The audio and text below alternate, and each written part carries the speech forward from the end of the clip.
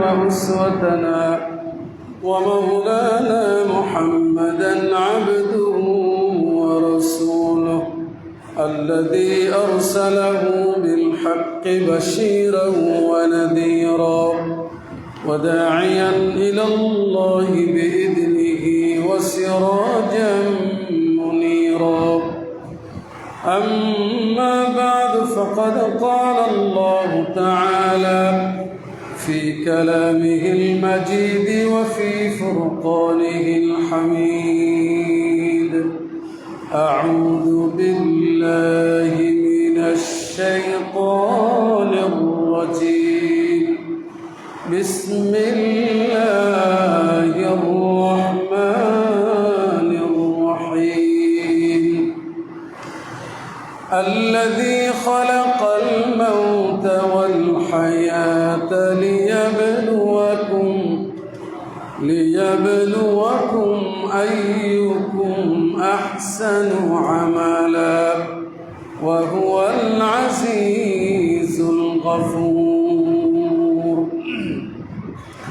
وقال سبحانه وتعالى: إن الله وملائكته يصلون على النبي يا أيها الذين آمنوا صلوا عليه وسلموا تسليما.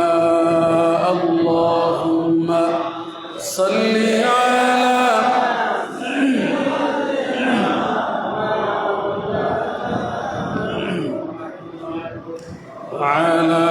آل سيدنا.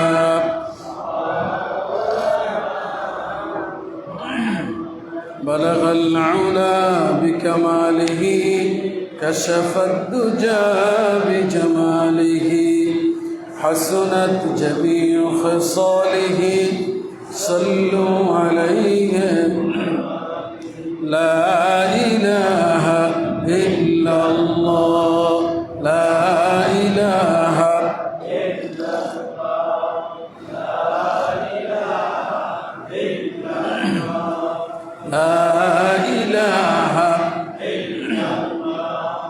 لا إله إلا الله لا إله إلا الله لا إله إلا الله لا إله إلا الله لا إله إلا الله لا إله إلا الله لا إله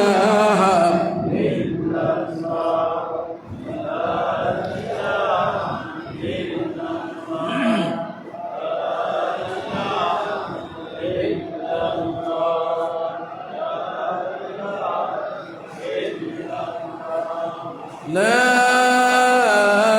إله إلا الله محمد رسول الله.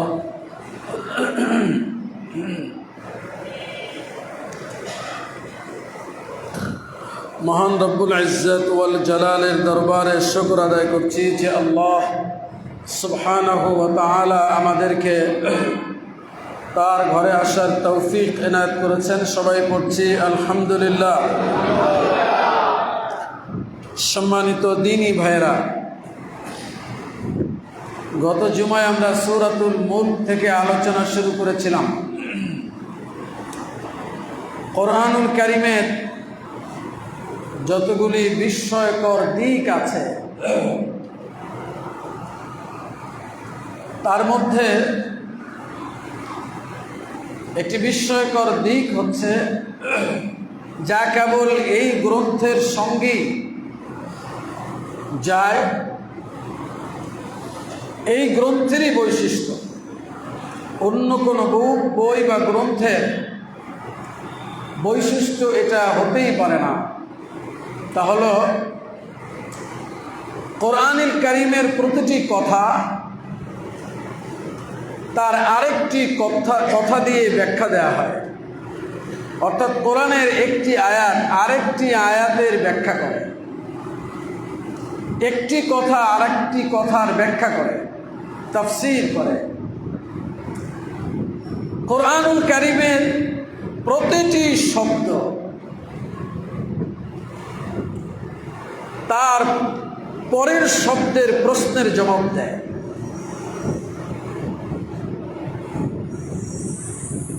গত জুমা আমরা আলোচনা করেছিলাম তাবারাকাল্লাযী বিয়াদিহিল মুলক।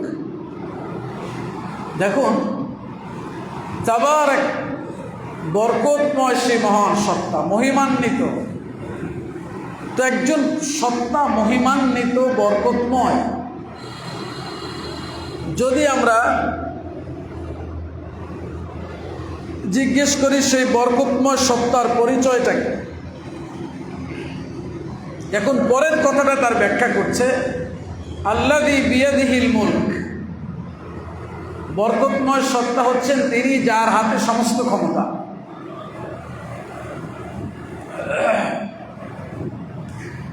যদি আমরা প্রশ্ন করি যে যার হাতে সমস্ত ক্ষমতা,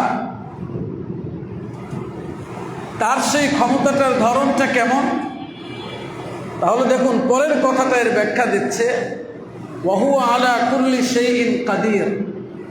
যার হাতে সমস্ত ক্ষমতা, তিনি সব কিছুর উপরেই ক্ষমতাবান। কথাটা বুঝে আসেনি?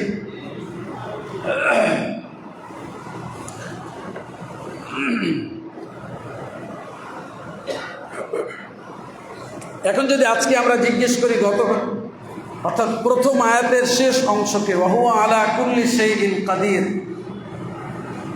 সমস্ত কিছুর উপরেই তিনি ক্ষমতাবান, কে? তো আমরা যদি এই শেষ অংশকে প্রশ্ন করি, তিনি যে সব কিছুর উপরে ক্ষমতাবান, তার একটা দৃষ্টান্ত দেয়া হোক,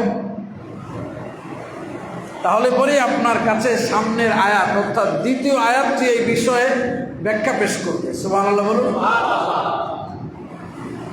আজকে আমাদের দ্বিতীয় আয়াতের আলোচনা। তো ওয়া হুয়া আলা কুল্লি শাইইন কাদির, তিনি সব কিছুর উপরেই ক্ষমতাবান। জিজ্ঞেস করলাম তার ক্ষমতার একটা দৃষ্টান্ত আমরা চাই, কার কাছে? কোরআনের কাছে জিজ্ঞেস করলাম। কার কাছে? কোরআনের কাছে। এখন কোরআন বলছে, আল্লাযী খালাকাল মাউতা ওয়াল হায়াতা লিয়াবলুয়াকুম আইয়ুকুম আহসানু আমালা। যিনি মরণ এবং জীবন, মৃত্যু এবং জীবন সৃষ্টি করেছেন। সুবহানাল্লাহ বলুন। সব কিছুর উপরে ক্ষমতাবান, মনে আছে কথাটা? হ্যাঁ, তো তার সেই ক্ষমতার দৃষ্টান্ত, যিনি জীবন ও মৃত্যুকে সৃষ্টি করেছেন। সুবহানাল্লাহ বলুন। আল্লাযী খালাকাল মাউতা ওয়াল হায়াতা। যদি আমরা জিজ্ঞেস করি জীবন ও মৃত্যু সৃষ্টি করা হয়েছে কেন, তো পরের কথাটা জবাব দিবে, লিয়াবলুয়াকুম আইয়ুকুম আহসানু আমালা। তোমাদেরকে পরীক্ষা করবার জন্য কাজের দিক থেকে তোমরা কে শ্রেষ্ঠ। সুবহানাল্লাহ। কথা বুঝে গেল? দ্বিতীয় আয়াতের শেষ অংশ, ওয়া হুয়াল আজিজ, এই কথাগুলি কি বোঝা যাচ্ছে? দ্বিতীয় আয়াতের শেষ অংশ, ওয়া হুয়াল আজিজুল গফুর, তিনি পরাক্রমশালী এবং অত্যন্ত ক্ষমাশীল। সুবহানাল্লাহ বলুন। যদি আমরা এই দুটি শব্দকে প্রশ্ন করি, কেন তিনি আজিজ আর কেন তিনি গফুর, কেন তিনি পরাক্রমশালী আর কেনই বা তিনি অতি ক্ষমাশীল, জিজ্ঞেস করলাম কোরআনের কাছে। তো কোরআন জবাবে বলবে, আগের যে বক্তব্যটা দেয়া হয়েছে যে তোমাদের মধ্যে কাজের দিক থেকে কে শ্রেষ্ঠ, এটা তিনি পরীক্ষা করবেন। এই পরীক্ষায় যিনি ফেল করবেন তিনি আজিজ, পরাক্রমশালী, তাকে জাহান্নামের আগুন দিয়ে জ্বালাবেন। আর যিনি পরীক্ষা দিতে গিয়ে নানান কারণে বিভিন্ন দুর্বলতায় তিনি কিছু ভুল ত্রুটি করবেন, সেগুলো তিনি ক্ষমা করবেন, এই জন্য তিনি গফুর। কথাগুলি বুঝে গেল ভাইয়েরা? কোরআন একটি কথা, তার একটি কথা আরেকটি কথার ব্যাখ্যা করে। সুবহানাল্লাহ বলুন। আজকে আমাদের আলোচনা দ্বিতীয় আয়াত, আল্লাযী খালাকাল মাউতা ওয়াল হায়াতা লিয়াবলুয়াকুম আইয়ুকুম আহসানু আমালা। সমস্ত ক্ষমতা কার হাতে? বলেন আবার। সে আল্লাহ তাআলা মৃত্যু এবং জীবন সৃষ্টি করেছেন, মরণ এবং জীবন। কেন? আমাদেরকে পরীক্ষা করবেন কাজের দিক থেকে আমরা কে শ্রেষ্ঠ। বুঝে আসছে কথাটা? দুইটা কথা, মৃত্যু এবং জীবন সৃষ্টি করেছেন, উদ্দেশ্য হচ্ছে আমাদেরকে পরীক্ষা করবেন। বুঝা গেল কথা? তো প্রথম কথা হচ্ছে আল্লাহ তাআলা বলেছেন আল্লাযী খালাকাল মাউতা ওয়াল হায়াতা, তিনি মরণ এবং জীবন এই দুইটাকে সৃষ্টি করেছেন। কিন্তু আমরা তো জানি আমাদের জীবন আগে পরে মরণ, নাকি? এখন আমরা জীবিত না, এরপরে কি? মরণ। তাহলে আল্লাহ বললেন আল্লাযী খালাকাল মাউতা ওয়াল হায়াতা, যিনি নির্ধারণ করেছেন, সৃষ্টি করেছেন মরণ এবং জীবন। আগে বললেন কি কথা? মরণ। তাহলে মরণ তো আগে না, মরণ তো পরে। কথাগুলো বোঝা যাচ্ছে কিনা জবাব দিতে হবে তো। এসব কথা ঘুমিয়ে শোনা যায় না তো। চোখ, কান, মস্তিষ্ক, আবেগ, অনুভূতি এবং হৃদয়ের সকল দরজা জানালা খুলে তারপরে কোরআনের শব্দের কাছে মুহতাজ হইতে হয়। কথা বুঝে আসে না? কোরআনের কথাগুলি এত দামি, এত উন্নত, এত গভীর তাৎপর্যপূর্ণ, এতটাই বৈশিষ্ট্যে ভরা, মানুষকে এতটাই বেশি হেদায়েতের দুয়ার খুলে দেয় যে একটা মানুষ বছরের পর বছর গবেষণা করে একই আয়াতের উপরে 20 বছর পরে আবার দেখে ওই আয়াতের মধ্যে তার কাছে এমন সব সত্যের দুয়ার খুলে গেছে যা 20 বছর আগে সে কল্পনাও করে নাই। নিত্য নতুন তার কাছে। সুবহানাল্লাহ। বিশ্বাস করুন, এই দামি আল্লাহর কথা, এক কথায় কথাগুলি কার? আল্লাহ পাকের। এর সমকক্ষ কোনো বাণী পৃথিবীতে আছে? কোনো দিক থেকে না। অর্থের দিক থেকে, সাহিত্যের দিক থেকে, বর্ণনা ভঙ্গির দিক থেকে, এর ভাষা, এর সুর, এর লালিত্য, যত বৈশিষ্ট্য আছে, কোনো কিছুর সাথে অন্য কোনো বইয়ের তুলনা করা চলে না। এখন এইটা আমরা অনেকেই বিশ্বাস করি, আর হুজুররা বলে সেটা শুনে শুনে জি জি বলি, কিন্তু কখনোই খুলে দেখিনি। আসলেই প্রভুর কথাগুলি কত সুন্দর একটু দেখি। এটা আফসোস। অনেক শিক্ষিত, মাশাআল্লাহ, অনেক বড় বড় ডিগ্রি আছে, কিন্তু আফসোস সে কোরআন সম্পর্কে, ইসলাম সম্পর্কে, দিন সম্পর্কে কথা বলতে গিয়ে এমন সব কথা বলে যার প্রত্যেকটার জবাবে তার মৃত্যুদণ্ড ফরজ হয়ে যায়। বুদ্ধিমান, আবার সে বুদ্ধিজীবী। কি জীবী? বুদ্ধিজীবী। বুদ্ধিজীবী মানে কি বলেন তো? এই তো মাসা, বুদ্ধিজীবী মানে বুদ্ধি বিক্রি করে খায়। জীবিকা উপার্জনের মাধ্যম হলো বুদ্ধি, কিন্তু সেই বুদ্ধিজীবী এমন সব কথা বলে তাতে বুদ্ধি যে আছে সেই বুদ্ধিরই গলায় দড়ি দিতে মনে চায়। যে বলে কি এসব? কারণ হচ্ছে সে পৃথিবীর মানুষের মস্তিষ্ক প্রসূত জ্ঞান বিজ্ঞানের পাতায় পাতায় দৌড়াইতে দৌড়াইতে মাথার চুল সব শেষ করে ফেলেছে, কিন্তু যিনি জ্ঞান বিজ্ঞান আর মানুষের মস্তিষ্ক সৃষ্টি করেছেন সেই মহান স্রষ্টার একটি বাণী নিয়ে গবেষণা করে নাই সারাটা জীবনে। এজন্য সে এত সব ভুল করে বসে। প্রিয় ভাই সব,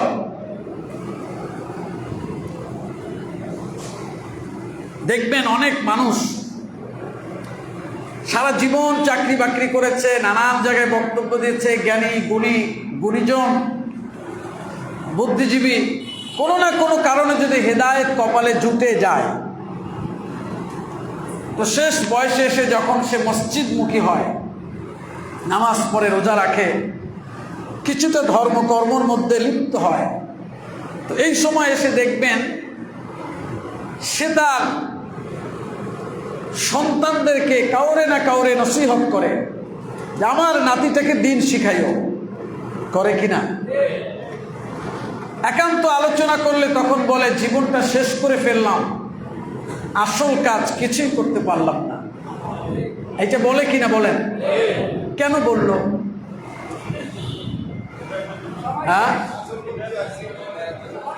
এইটা বলবার কারণ হচ্ছে সে যখনই নিজেকে তার প্রভুর কাছে সোপর্দ করেছে, যখনই মসজিদে এসে আল্লাহর কদমে সেজদায় লুটিয়ে পড়েছে, আত্মসমর্পণ করেছে আপন প্রভুর কাছে, তখনই তার 80 বছর পর্যন্ত হৃদয়ের যেই তালাটা বদ্ধ ছিল, আল্লাহ তাআলা ওই যে বলছে আজিজ ও গফুর, তিনি ক্ষমাশীল, তারে সিজদা দেওয়ার সাথে সাথে তার দিলের পর্দাটা একটুখানি সরায় দিছে।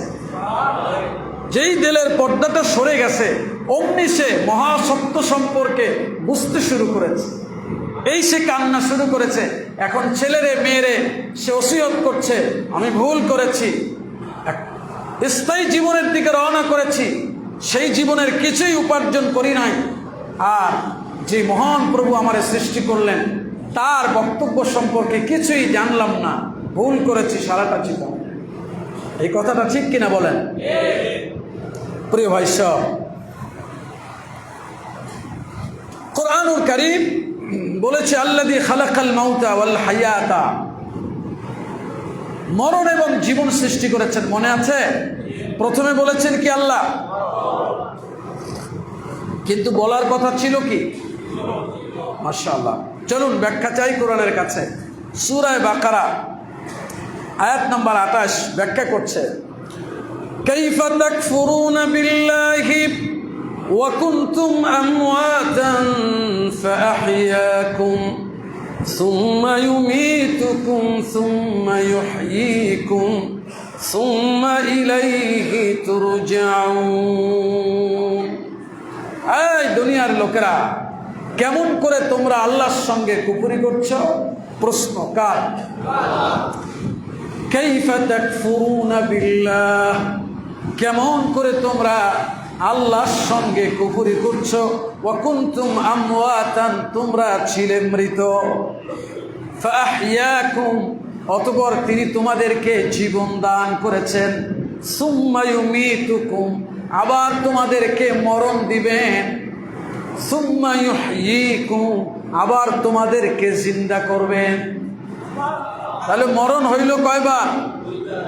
খেয়াল করেন নাই? ওয়া কুনতুম আমওয়াতান, তোমরা ছিলে মৃত, এক। ফাআহইয়াকুম, এরপরে আল্লাহ তোমাদেরকে জিন্দা করলেন, অর্থাৎ জীবন দান করলেন। তাহলে একবার মরণ একবার জীবন হলো না? সুম্মা ইউমীতুকুম, এরপরে আবার তোমাদেরকে মরণ দিবেন। কয়বার হলো মরণ? সুম্মা ইউহয়ীকুম, আবার তোমাদেরকে জিন্দা করবেন। তাহলে জীবন হলো কয়বার?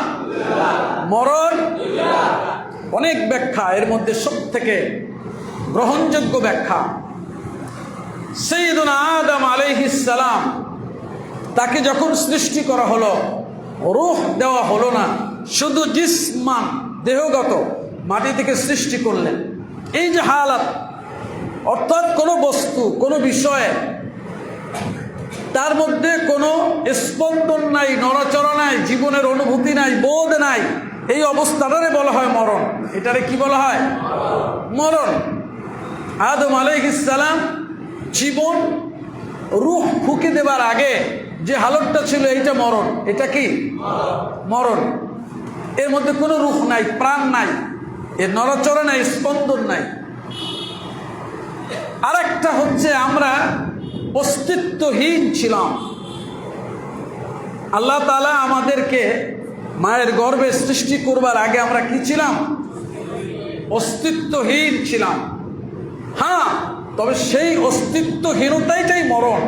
এমন একটা অবস্থা, যেটার অবস্থা কেবলই প্রভু জানেন, আমরা জানি না। কিন্তু আমাদের মরণ এটাও একটি ধরন, একটা অস্তিত্ব ছিল এমন একটা অবস্থায় যেটা প্রভু জানেন, আমরা জানি না। কথাটা বুঝে আসে নাই? তাহলে এটা হলো আল্লাহ বলছেন অকুনতুম আমওয়াতান, তোমরা মৃত ছিলে। কি ছিলে? মৃত ছিলে, তোর কোনো অস্তিত্ব ছিল না। কোরআনের বিভিন্ন জায়গায় আল্লাহ তাআলা বিভিন্নভাবে এই বক্তব্য উপস্থাপন করেছেন। সূরা আদ-দাহরের শুরুতে আল্লাহ তাআলা বলেছেন হাল আতা আলাল ইনসানি হিনুম মিনাদ দাহরি লাম ইয়াকুন শাইআম মাযকুরা। মানুষের উপর থেকে এমন একটা সময়কাল কি অতিবাহিত হয়নি?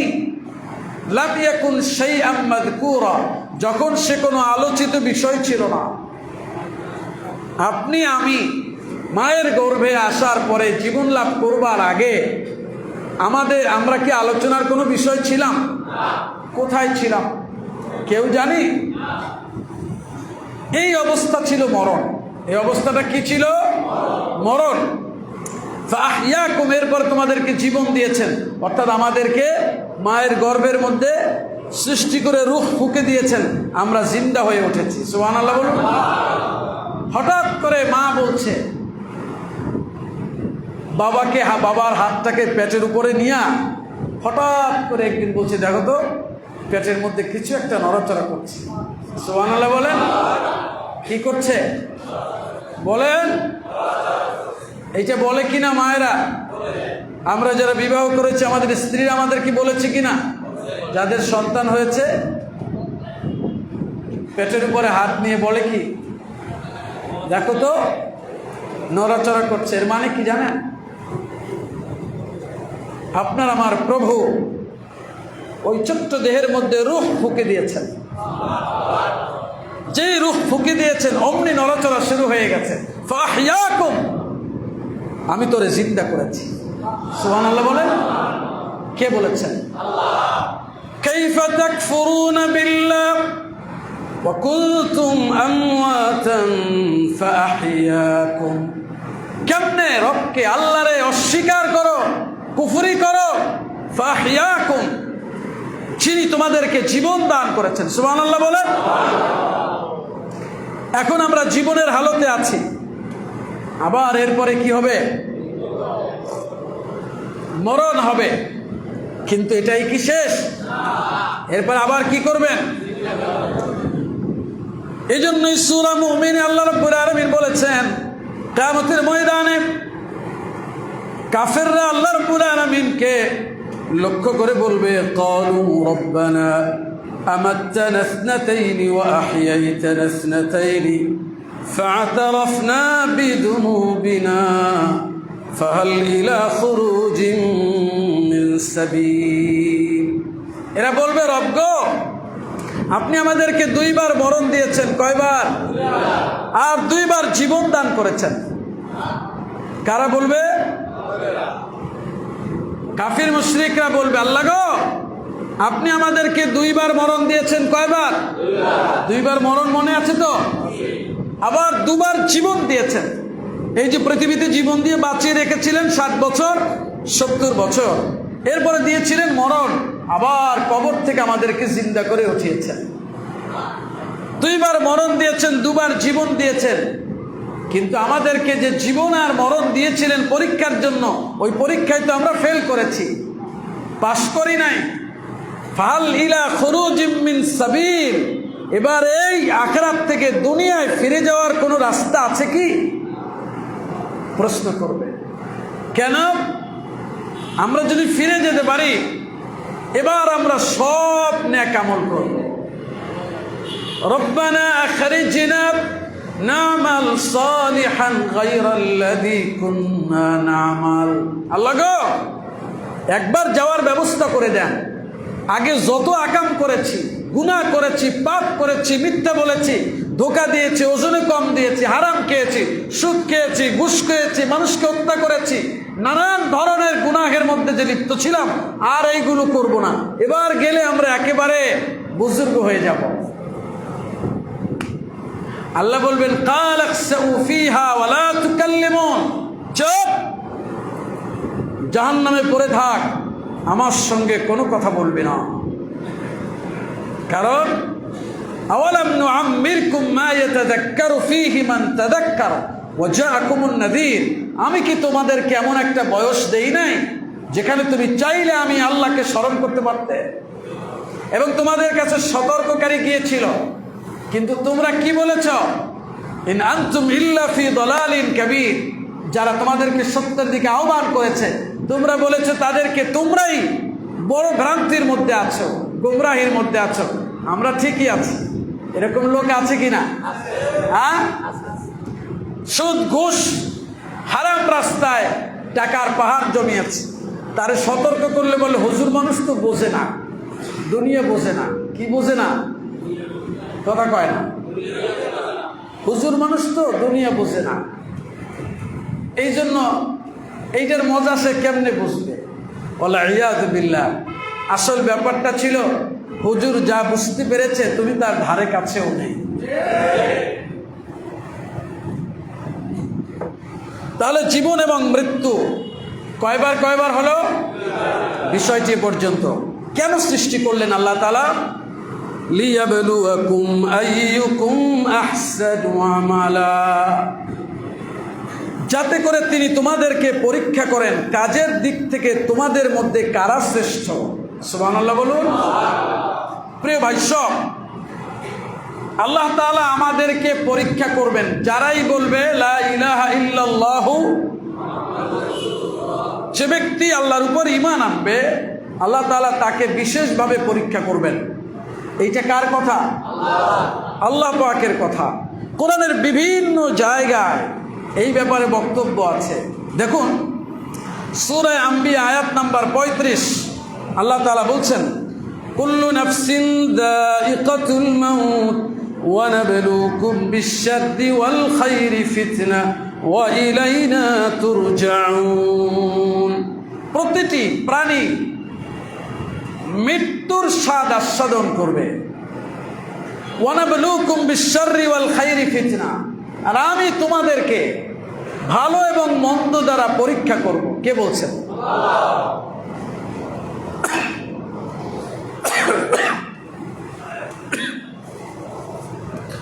সূরা বাকারা আয়াত নাম্বার 155, وَلَنَبْلُوَنَّكُمْ بِشَيْءٍ مِّنَ الْخَوْفِ وَالْجُوعِ وَنَقْصٍ مِّنَ الْأَمْوَالِ وَالْأَنفُسِ وَالثَّمَرَاتِ وَبَشِّرِ الصَّابِرِينَ। আমি অবশ্যই তোমাদেরকে পরীক্ষা করব কিছু ভয় দিয়া, কিছু অবশ্যই পরীক্ষা করবই করব। ওয়ালা নাবলুওয়ান্নাকুম, এই কথার অর্থ হলো তোমাদেরকে পরীক্ষা করবই করব। বুঝে আসে নাই? কে বলেছেন? আল্লাহ। ভালো করে বুঝুন, কে বলেছেন? আল্লাহ। পরীক্ষা করবই করব, কিছু ভয় দিয়া, ক্ষুধা দিয়া, জান এবং মালের বিনষ্টের মাধ্যমে। কে বলছেন? আল্লাহ। সূরা আনকাবুত আয়াত নাম্বার 2-3, আলিফ লাম মিম আহাসিবান নাসু আন ইউতরাকু আন ইয়াকুলু আমান্না ওয়া হুম লা ইফতানুন ওয়া লাকাদ ফাতান্না আল্লাযীনা মিন ক্বাবলিহিম ফালায়ালামান্না আল্লাহু আল্লাযীনা সাদাকু ওয়া লায়ালামান্নাল কাযিবিন। মানুষ কি মনে করেছে যে তারা বলবে আমরা ঈমান এনেছি আর ছেড়ে দেওয়া হবে? ওয়াহুম লা ইফতানুন, পরীক্ষা করা হবে না? কার কথা? আল্লাহ।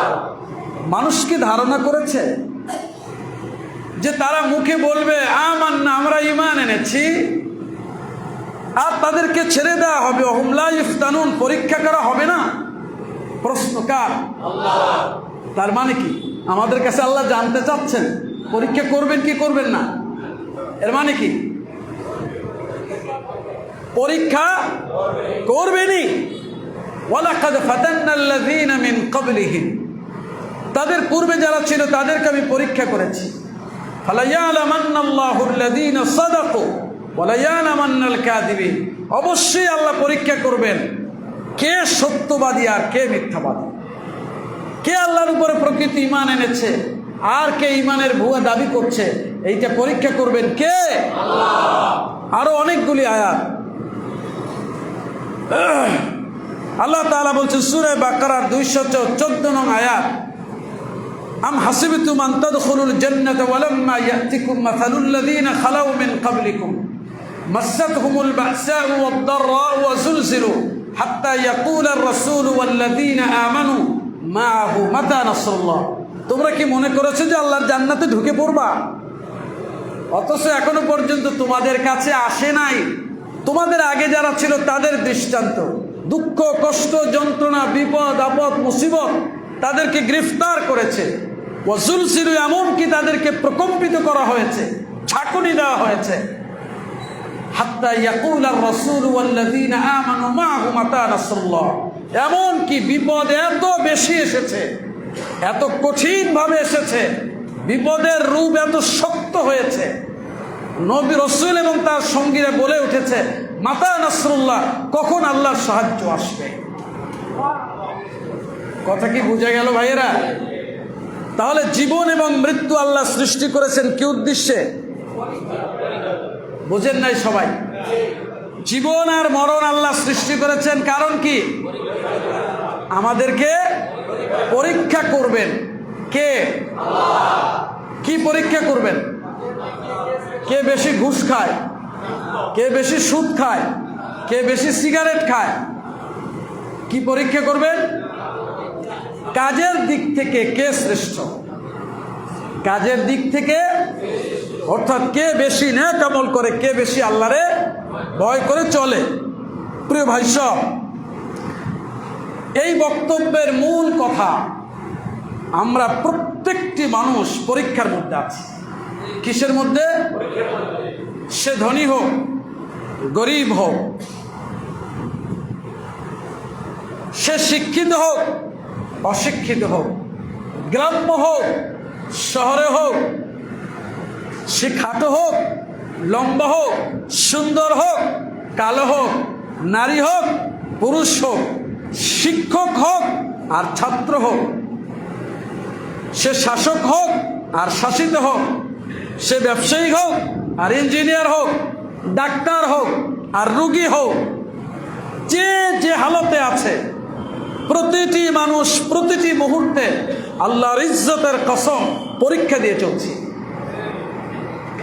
সুতরাং গরিব হলে সেও পরীক্ষায়, আর যিনি বড় লোক তিনিও পরীক্ষায়, যে সুস্থ সেও পরীক্ষায়, যে অসুস্থ সেও পরীক্ষায়। কে বলেছেন? কে বলেছেন? আল্লাহ সুবহানাহু ওয়া তাআলা।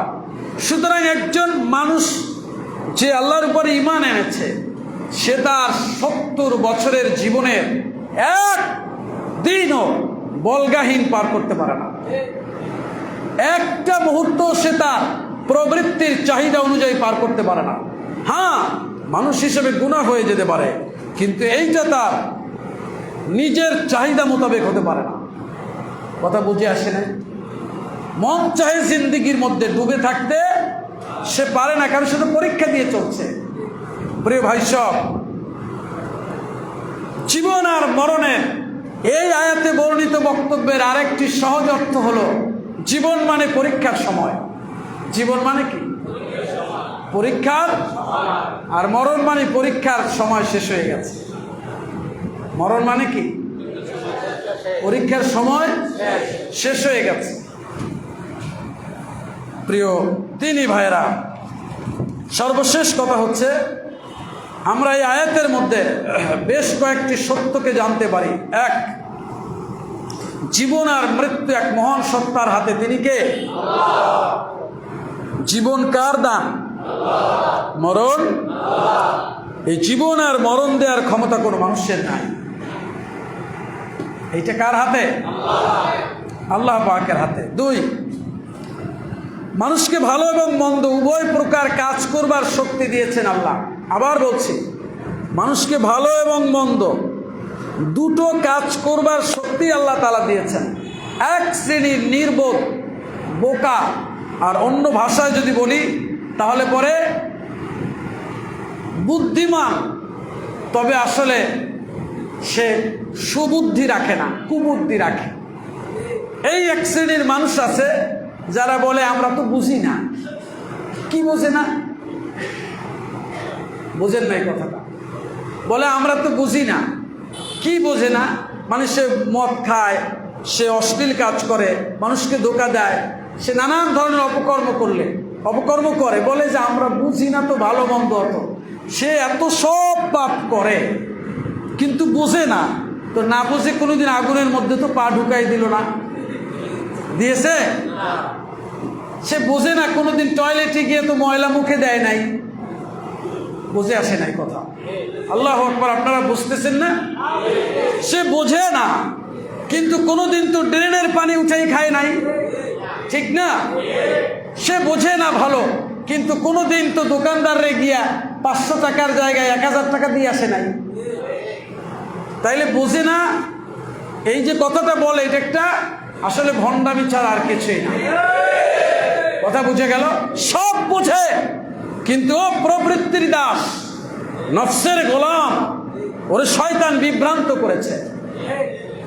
আসলে ও জ্ঞান পাপী, ও মিথ্যে কথা বলে, সব বোঝে। কারণ আল্লাহ তাআলা তো সত্য বলেছেন, তিনি ভালো আর মন্দের পুরো জ্ঞান এবং কাজ করবার শক্তি দিয়ে তিনি সৃষ্টি করেছেন। তাহলে এই আয়াতের দ্বিতীয় সত্যটা হচ্ছে আল্লাহ মানুষকে ভালো মন্দের জ্ঞান এবং কাজ করবার শক্তি দিয়ে সৃষ্টি করেছেন। তার জীবন এবং মরণ কোনোটা উদ্দেশ্যহীন না। কথা বুঝে গেল? এখন সে মদ খাক আর নামাজ পড়ুক, তাকে এখানে সৃষ্টি করেছেন আল্লাহ পরীক্ষার জন্য। তার জীবন মানে পরীক্ষার সময়, আর মরণ মানে পরীক্ষার সময় ফুরিয়ে গেছে। কথা বুঝে গেল ভাইরা? 3 নম্বর মহাসত্য, কার কাজ ভালো আর কার কাজ মন্দ, এইটার বিচার ফয়সালা করবেন কে? পরীক্ষার্থীর কাজ এটা না। ভালো মন্দের বিচারের মানদণ্ড নির্ধারণ করা পরীক্ষার্থীর কাজ না। যিনি পরীক্ষা গ্রহণ করবেন এটা তার কাজ। সুতরাং একজন পরীক্ষার্থীর কাজ হলো, সে যদি পরীক্ষায় পাশ করতে চায় আখেরাতে, তাহলে তার তালাশ করতে হবে পরীক্ষা গ্রহণকারীর দৃষ্টিতে ভালো কাজের মানদণ্ডটা কি। কথা বুঝে গেল? এটা নির্ধারণ করবেন কে?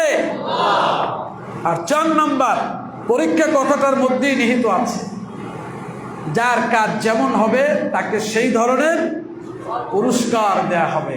এজন্য আল্লাহ কোরআনে বলেছেন, হাল তুজজাউনা ইল্লা মা কুনতুম তা'মালুন, যেমন কর্ম তেমন ফল, তুমি যা করবে তেমনই প্রতিদান দেয়া হবে, এর থেকে ভিন্ন কিছু তো তোমাকে দেয়া যেতে পারে না। কথা বুঝে আসছে? সর্বশেষ কথা, সূরা আল মুমিন, এই আয়াতটি যাদের সুযোগ আছে পড়বেন। 115 নং আয়াত, সূরাতুল মুমিনুন, 18 পারার প্রথম সূরা। আফাহাসিবতুম আন্নামা খালাকনাকুম আবাসা ওয়া আন্নাকুম ইলাইনা লা তুরজাউন। শুনতেছেন? তোমরা কি মনে করেছো? প্রশ্ন কার? আবার বলেন, কার? তুমি কি মনে করেছো, তোমরা কি মনে করেছো আন্নামা খালাকনাকুম আবাসা, আমি আল্লাহ তোমাদেরকে খামোকা সৃষ্টি করেছি, এইটা কি মনে করেছো? ওয়া আন্নাকুম ইলাইনা লা তুরজাউন, আর তোমাদেরকে আমার কাছে ফিরিয়ে আনা হবে না, তোমরা আমার কাছে ফিরে আসবে না, এটা মনে করেছো?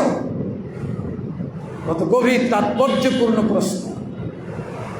এইটা মনে করেছো, তার মানে তুই যে নামাজ পড়ো না, তুই কি মনে করেছো তোরে খামোকা সৃষ্টি করেছি? তুই যে হালাল খাও না, তুই কি মনে করেছো তোকে আমি খামোকা সৃষ্টি করেছি? তুই যে হারাম পথে উপার্জন করো, তুই কি মনে করেছো আমি আল্লাহ তোরে খামোকা সৃষ্টি করেছি? তুই যে হারাম দেখো, তুই কি মনে করেছো আমি কি তোরে খামোকাই সৃষ্টি করেছি? তুই যে আমার হুকুম মেনে চলো না, কি মনে করেছো তোমাকে আমি বেহুদা সৃষ্টি করেছি? না, আমি তোমাকে এক মহান উদ্দেশ্যে সৃষ্টি করেছি। এজন্যই এই জীবন, এই যে তুই দেখতে পাচ্ছ তোর জীবন, এটা আমি পরীক্ষার জন্য চোখ দিয়েছি। এই যদি হাত দিয়ে ধরতে পারছো, তোর জীবনের প্রমাণ, তোর ভিতরে জীবন আছে, স্পন্দন আছে, অনুভূতি আছে, শউর, এই যে হাত দিয়ে ধরছো, এইটা আমি তোরে দিয়েছি পরীক্ষা করতে। কে বলেছেন?